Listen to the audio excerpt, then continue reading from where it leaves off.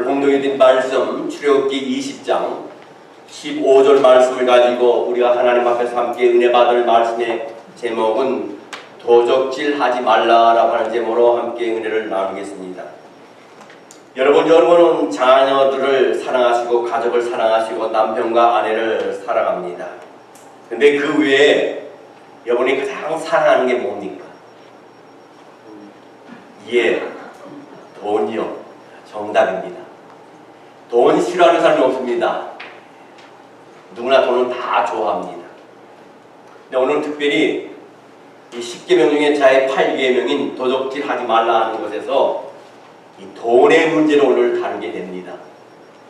어떤 분은 오랜만에 왔는데 하필 오늘 또 돈 얘기야.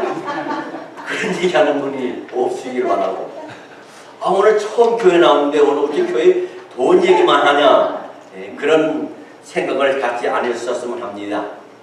저는 설교할 때 시리즈별로 하기 때문에 꼭 누가 왔을 때 꼭 이 설교를 해야 되겠다 해서 설교하는 것은 아닙니다.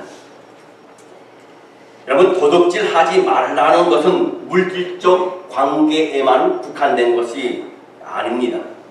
살인을 하게 되면 생명을 도둑질하는 겁니다. 간음을 하면 애정을 도적질하는 겁니다. 절도는 물질의 도적입니다.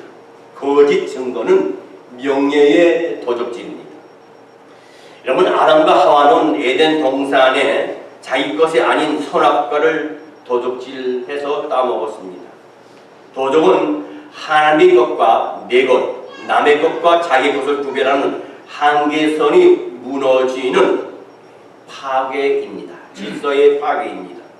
사람이 일생 동안엔 하나님의 계명을 다 지키기가 참 어렵습니다. 그러나 계명을 지키는 것은 인간의 행복을 위한 절대적인 명제고 명령입니다. 10계명 가운데 하나님 외에 다른 신을 섬기지 말라, 우상을 만들어 섬기지 말라, 하나님의 이름을 망령되이 일컬지 말라, 안식일을 기억하여 거룩하게 지키라는 등의 계명은 하나님과 인간관계를 바르게 가르치는 10계명입니다. 그리고 인간과 인간관계에 대한 계명이 있는데, 그 계명은 너의 부모를 주 안에서 공경하라, 간음하지 말라, 살인하지 말라는 계명이 있습니다. 또한 모든 물질의 관계에 있어서 하나님께서 우리에게 주신 계명이 있는데, 도둑질하지 말라, 내 이웃의 집을 탐내지 말라는 계명이 있습니다. 이것은 물질에 관계된 계명입니다. 그런데 우리가 물질을 다스려야 되고 지배해야 되고 언제나 물질을 이용해야 될 텐데, 남의 물질을 탐하고 욕심을 내어서 도둑질한다면 하는 것은 물질의 노예가 된 상태라고 말할 수 있습니다.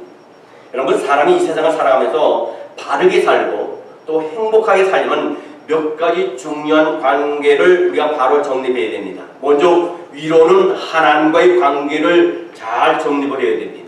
땅에서는 사람과의 사람 관계를 잘 맺어야 됩니다. 그래야만 이런 관계가 바로 이루어질 때 우리는 어떤 사탄의 세력의 유혹과 시험도 이길 수 있는 힘을 하나님께서 저희들에게 주실 줄 믿습니다. 아멘. 여러분, 수평적인 관계가 있습니다. 이 수평적인 관계가 있는데, 이 관계는 인간과 인간과의 관계이며 이는 사랑의 관계입니다. 사람은 서로를 섬기고 서로 사랑하라고 하나님께서 명령을 하셨어요. 밑으로는 대물, 바로 물질과의 관계입니다. 이 관계를 다스리며 지배하고 이용하는 관계예요. 그리스도인은요, 물질을 잘 다스릴 줄 알아야 됩니다. 솔로몬은 이렇게 기도했습니다. 성경 잠언서 30장 8절로 9절 말씀에 보면, 나로 가난하게도 마옵시고 부하게도 마옵시고 오직 필요한 양식으로 내게 먹이시옵소서. 혹 내가 배불러서 하나님을 모른다, 여호와가 누구냐 할까 하오며, 혹 내가 가난하여 도둑질하고 내 하나님의 이름을 욕되게 할까 두려워함이니이다. 솔로몬 물질 때문에 하나님의 영광을 가릴까봐 두려워했습니다. 가난하다고 도둑질하는 것이 아닙니다.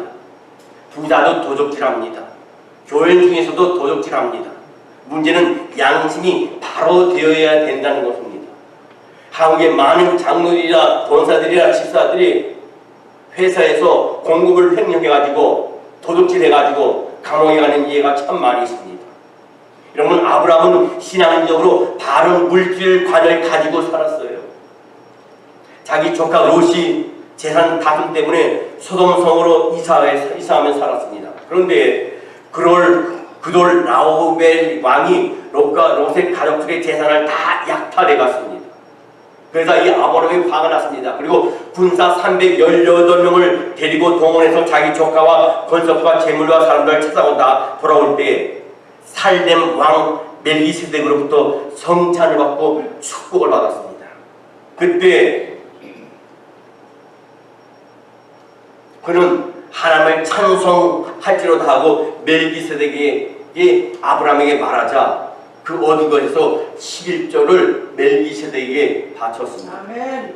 그때 소돔 왕이 아브라함에게 이르되 사람은 내게 보내고 물품은 너에게 취하라 하십니다.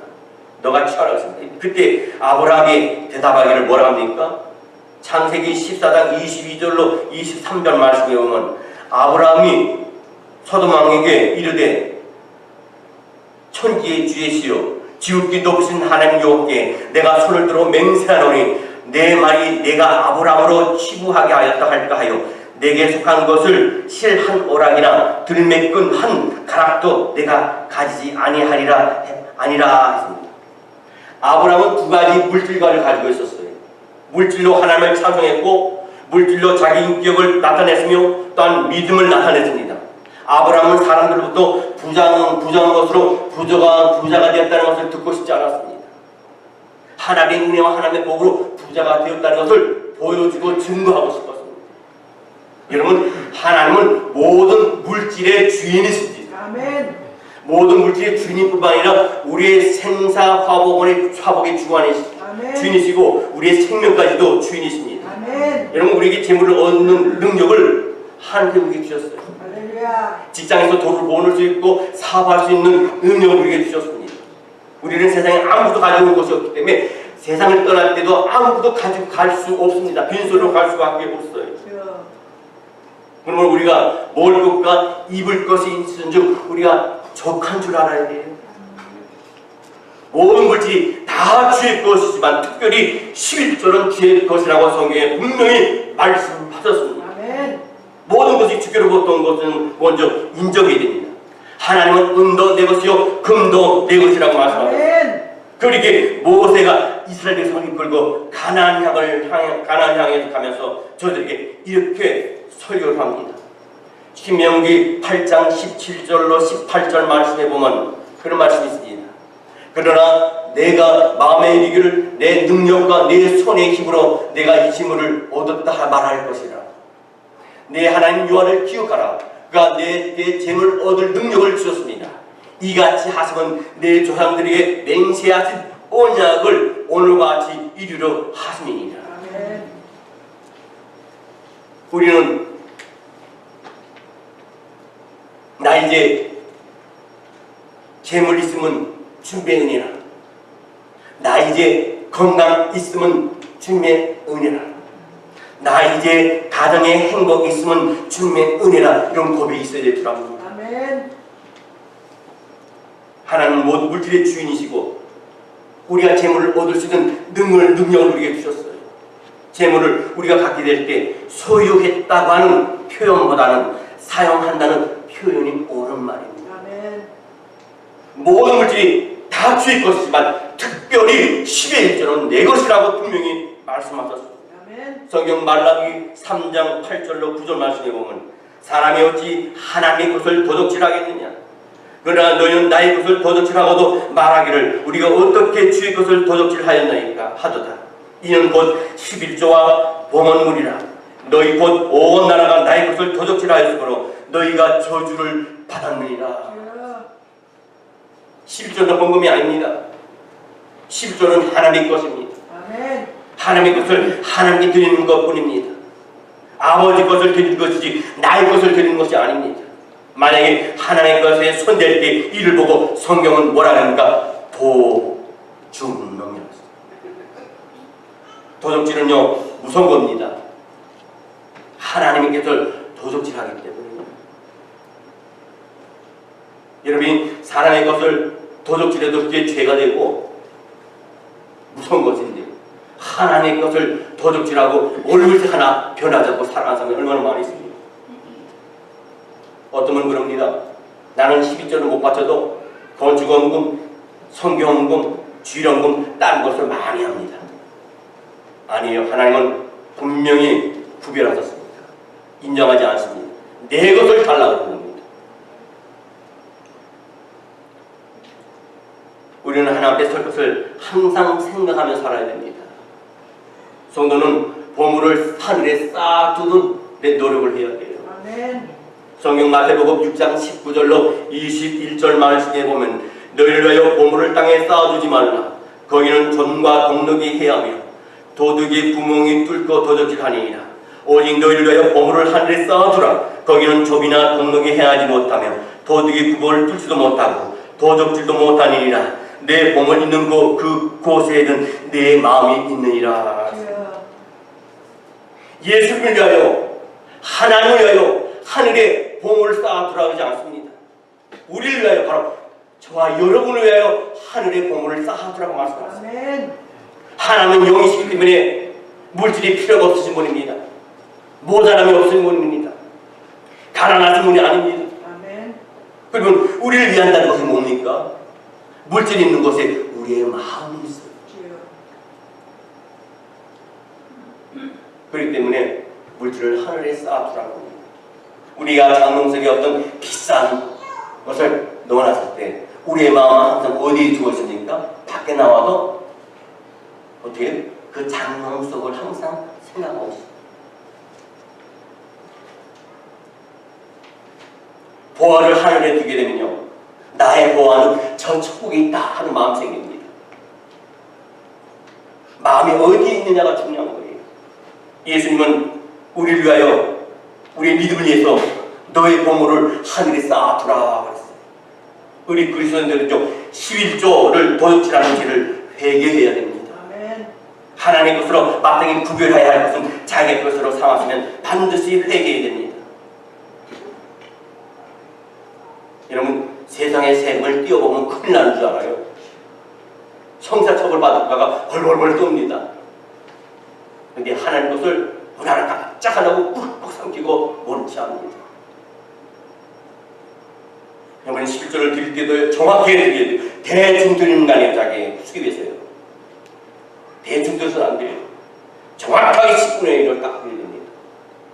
만약 믿음이 부족한 분이 계시거나 아니면 생활이 어려운 분이 계시다면요, 아직 11조 하지 못하는 분이 계시다면요, 이게 구비 안 해야 됩니다. 만약 예를 들어서 1000불을 내가 우리 가족에게 남편과 아내가 함께 벌었다면요, 거기서 10분의 1은 100불이잖아요. 근데 그 100불이 너무 커요. 예를 들어서입니다. 그러면 생활의 10조는 다른 게 드려야 돼요. 생활의 10조는 뭡니까? 우리가 밥을 먹잖아요. 음식을 먹잖아요. 그리고 전기 쓰고 물 쓰잖아요. 거기에 10분의 1은 드려야 돼요. 그게 온전한 10조를 알지만은 성도에서 마땅히 하려고 해요. 아멘. 여러분, 제8계명인 도둑질 하지 말라는 말씀 속에는 내 이웃을 해치 말라고 하는 것을 포함되어 있습니다. 이 세상에는 세 종류의 사람이 살고 있습니다. 첫째, 남을 이용하고 남을 착취하고 남을 괴롭히는 사람이 있어요. 둘째는 어떤 사람이냐면 남에게 해를 끼치지도 않습니다. 남에게 이익을 주지도 않습니다. 그냥 살아가는 사람이 있어요. 세 번째는 어떤 사람이 있느냐면요, 남을 위해서 자기를 희생하고 손해를 무릅쓰고라도 남을 유익하게 하고 자기도 유익을 얻는 사람이 있어요. 다른 면에서 보면요, 세 종류가 있습니다. 자기의 유익을 위하여 서로 다른 사람을 이용하고 해치는 거미 같은 사람이 있습니다. 또 다른 사람에게 손해를 끼치지 않고 유익도 주지 않는 개미 같은 사람이 있습니다. 그리고 다른 사람의 유익을 위하여 희생하는 꿀벌과 같은 사람이 있습니다. 꿀벌은 끊임없이 꿀을 따다가 인간에게 보약을 만들어줄 뿐만 아니라 꽃이 연을 매피하도록 꿀벌 자신도 꿀을 먹고 삽니다. 여러분, 기독교의 발악자 인간상은 꿀벌과 같은 인생이에요. 미국의 시카고에는 국제대회가 항상 있는데 어떤 국제대회가 있냐면 소매치기 국제대회가 있어요. 그때가 되면 수십 나라에서 그 국제대회에 참여를 합니다. 한국, 멕시코, 이탈리아, 미국, 뭐 유럽 모든 나라, 아시아 모든 사람들이 수십 나라가 와서 소매치기 대회를 합니다. 1등이 누군 줄 아십니까? 한국 사람. 2등이 누군지 압니까? 멕시코 사람. 3등이 이탈리아 사람. 1등, 1등해도 참 부끄럽죠. 좋은 것도 아니고 나쁜 거 소매치기 1등을 했으니. 근데 우리가 감사한 것은 한국의 청소년들이 국제 기능 올림픽에서는요 지금 30년 동안 계속 1등을 해요. 얼마나 자랑스럽습니까? 여러분 성경에 보면 도둑질 하는 것에 대해서 이렇게 말합니다. 첫째 뭐냐면 속이는 저울추입니다. 옛날에 지금 세대는 잘 모를 거예요. 옛날에는요 물건을 팔 때 추를 했어요. 그래서 긴 작대기에다가 급을 이렇게 걷어요. 그거 갖고 추를 하나 해가지고 줄을 끊어가지고 이렇게 추를 달아가지고 이렇게 했어요. 그리고 거기에 따라서 물건을 걷잖아요. 그 추를 속이는 사람들도 있어요. 거기에서 뭐라고 하냐면 성경 잠언서 11장 1절 말씀에 보면 그런 말씀이 있습니다. 속이는 저울은 여호와 앞에서 미워하시나니 공평한 추는 그가 기뻐하시니라. 추를 속이고 수익을 얻는 사람은 도둑놈이라고 했어요. 두 번째는 어떤 것이 있습니까? 노력한 임금을 주지 않거나 적게 주는 것이 있습니다. 성경 야고보서 5장 4절 말씀에 보면 이와 말씀이 있습니다. 보라 너희 밭에서 추수한 품꾼에게 주지 아니한 싹시 소리 지르며 그 추수한 자의 우는 소리가 만군의 주의 귀에 들렸느니라. 어떤 우리 한국 사람들이 그런 사람이 있습니다. 영주권 없는 사람은 시커멓게 그걸 먹고 돈 하나 안 주고 내쫓으시고 하겠습니다. 그게 로스앤젤레스에서 상당히 많았습니다. 미국 전역에서 상당히 많았습니다. 남의 노동을 착취하고 임금부터 주지 않고 눈물을 흘리게 하고 쫓아버려요. 세 번째는 또 뭐가 있습니까? 고리대금을 하는 것이 있습니다. 출애굽기 22장 25절 말씀에 보면 내가 만일 너와 함께한 내 백성 중에서 가난한 자에게 돈을 꾸어주면 너는 그에게 채권자같이 하지 말며 이자를 받지 말 것이며. 가난한 자가 없으면 돈 꾸러 왔을 거 아닙니까? 자기가 채권자 입장이 돼가지고 이자를 따박따박 받아먹어요. 그게 도둑놈이라고 해요. 어떻게 가난한 자를 이자를 받아먹겠습니까? 그걸 주지 못할 망정.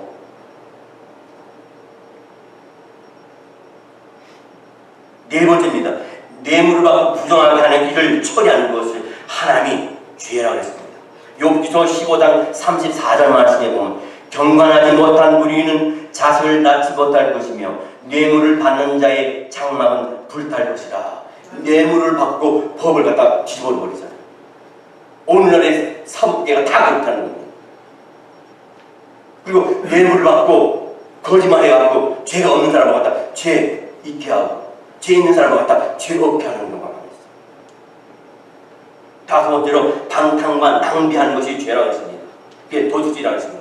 잠언서 21장 17절 말씀에 보면 연락을 좋아하는 자는 쾌락을 좋아하는 자는 가난하게 되고 술과 기름을 좋아하는 자는 부하게 되지 못하느니라. 그리고 도박하는 것이 도둑이라고 했습니다. 도박, 죄라고 했습니다. 잠언서 21장 6절 말씀에 속이는 말로 재물을 모으는 것은 죽을 구하는 것이라. 곧 불려 다니는 앙견이라 했습니다. 돈을 얼마 주고 일확천금을 모으려고 하잖아요. 로또를 사고 일확천금을 얻으려고 하잖아요. 라스베가스에서 바바바바 따지잖아요. 거기는 몇천 불씩, 몇백 불씩, 몇만 불씩 쏟으면서 하나님께서 인식하는 사람이 있어요. 그리고 남의 돈을 꾸고 갚지 않는 것이 도둑이라 했어요. 시편 37편 21절 말씀에 보면 악인은 꾸고 갚지 아니하나 의인은 은혜를 베풀고 주느니라. 이것들은 모두가 다 물질적으로 남을 해롭게 하는 도적 행위라고 말씀하셨어요. 이런 건 도둑질하지 말라는 말은 적극적인 의미로서 물질로부터 자유를 누리라는 겁니다. 예수님은 물질로부터 자유를 이렇게 선언하십니다. 마태복음 4장 4절 말씀에 보면 예수님께서 대답하여 이르시되 기록되었으되 사람이 떡으로만 살 것이 아니요 하나님의 입으로 나오는 모든 말씀으로 살 것이라 하였느니라 하시니 그랬습니다. 솔로몬은요 전도서 5장 10절 말씀에 이런 말했습니다. 은을 사랑하는 자는 은으로 만족하지 못하고 풍부를 사랑하는 자는 소득으로 만족하지 아니하나니 이것도 헛되도다. 로마 격언에 이런 말이 있습니다. 돈은 바닷물과 같아서 가지면 가질수록 더 목마르다는 말이 있습니다. 돈을 가지면 가질수록 더 갖고 싶어집니다. 더 모으고 싶어집니다. 그래서 죽을 때까지 허탈한 욕심을 버리지 못하고 돈 하다가 죽습니다. 참으로 비참한 인생이에요. 죽을 병에 걸린 사람이 암에 걸린 사람이 사형 선고를 받았습니다. 의사를 붙들고 선생님 내가 1억을 줄 테니까 나 1년만 더 살게 해주시옵소서. 의사 선생님 내가 5억을 드릴 테니까 나 5년만 더 살게 해주세요. 의사 선생님 나에게 재산이 많은데 10억을 드릴 테니까 나 10년만 더 살게 해주세요. 돈 하다 죽어요. 사도 바울은 다음과 같이 고백합니다. 빌립보서 4장 11절로 12절 말씀에 내가 궁핍함으로 말하는 것이 아니다. 어떠한 형편에 있든지 나는 자족하기를 배웠나니 나는 비천에 처할 줄도 알고 풍부에 처할 줄도 알아. 모든 일 곧 배부름과 배고픔과 풍부와 풍부에도 처할 줄 아는 일체의 비결을 배웠노라. 사도 바울은 심령이 가난했습니다. 그러므로 어떤 경우에도 풍부한 삶을 살았어요. 어떤 사람은 많이 있는데도 돈 맨날 돈 그래요. 근데 어떤 사람은 풍성하지도 않은데도 감사하며 풍성하게 살아요. 왜? 그 안에 예수님이 계시니까 예수님을 우리를 그렇게 하겠죠. 아멘. 어떤 사람은요 가난할 때는 예수를 잘 믿다가 부자가 되면 예수를 안 믿는 사람이 있어요. 어떤 사람은 부자가 돼서 교회에서 11조도 하고 막 자기 돈에 쓴다고 막 예수를 잘 믿다가 가난해서 쫄딱 망했어. 그럼 교회를 떠나는 사람이 있어요. 창피하다. 성도는 어떤 형편에 처하든지 변함이 없어야 됩니다. 아멘. 자족은 행복의 최고입니다. 최대 부자입니다. 아멘. 그것을 배우는 것이 최대의 배움이에요. 그러기에 그리스도인들은 철저하게 물질로부터 자유로워야 됩니다. 하나님의 선한 일에 물질을 수준하는 능력을 얻어야 합니다. 주는 정신, 이것이 바로 그리스도의 정신이에요. 아멘. 말씀을 마치도록 하겠습니다. 하박국 3장 17절로 18절 말씀, 우리가 너무나 잘 아는 말씀이고 너무 은혜스러운 말씀이고 너무 귀한 말씀입니다. 비록 무화과 나무가 무성치 못하며 포도나무에 열매가 없으며 감람나무에 소출이 없으며 밭에 먹을 게 없으며 우리의 양이 없으며 외양간에 소가 없을지라도 나는 여호와로 말미암아 즐거워하며 나의 구원의 하나님으로 말미암아 기뻐하리로다. 근데 많은 사람들이 돈으로 기뻐해요. 돈 채는 걸로, 돈이 챙겨지는 걸로 기뻐해요. 하루도 몇 번씩 높여도 이만큼 모였구나.